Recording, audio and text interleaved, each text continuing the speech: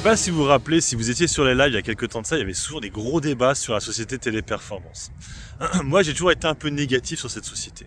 Même si effectivement, j'en ai en portefeuille. Parce que bon, c'est un trade qui est un peu foiré, faut bien l'avouer.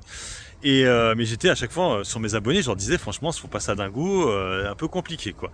Je me suis tapé plein de désabonnements à cause de ça. Le pire, c'est ça le pire. C'est que ça va pas dans leur sens, donc du coup ils se désabonnent, ils sont pas contents.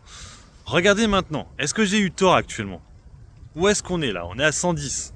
De nouveau, on redescend. À cause de quoi? De l'IA. Tout le monde me disait non, l'IA, tu connais rien, l'IA, voilà.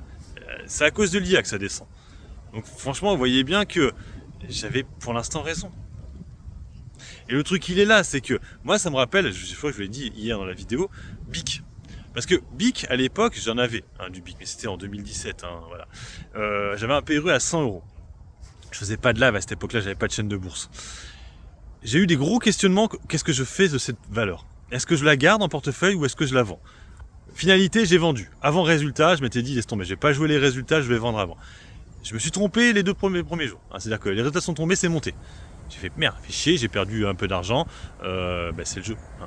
Quand je vois maintenant le cours de bourse de BIC, je me dis, j'ai bien fait d'avoir vendu cette position, parce qu'on est maintenant à 65 €. Et on est même descendu jusqu'à 45 €, je vois même un peu plus bas sur BIC.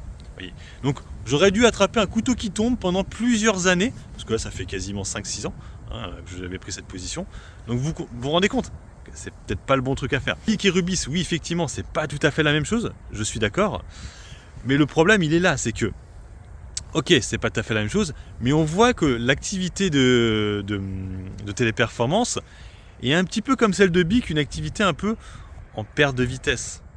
À cause de l'IA, avec un nouvel arrivant, l'IA, avec un virage qui pour l'instant j'ai pas l'impression qu'il est tant pris que ça. Ça ressemble aussi un peu à Kodak, dans la photo, ils étaient les premiers avant, et ça a quasiment fait faillite Kodak. Je crois qu'ils font maintenant des scanners, des choses comme ça, mais dans la photo c'est has-been avec l'arrivée du numérique. Donc là encore, un truc qui était avant, alors c'était de l'argentique, est arrivé le numérique, une nouveauté, tout était rapide et elle n'a pas tenu. Donc ils ont beau faire des communiqués de presse en disant ouais vous inquiétez pas on est dedans, pour l'instant je reste très sceptique. Je trouve qu'ils ne communiquent pas vraiment en ce moment. Ils sont même pas allés au jour de l'Investir Day alors qu'ils y étaient allés l'année d'avant. Ils font pas grand chose, ils sont même pas allés à l'événement des techs là, à Las Vegas, ils ont rien fait. Ils ont rien fait alors qu'ils auraient dû y aller.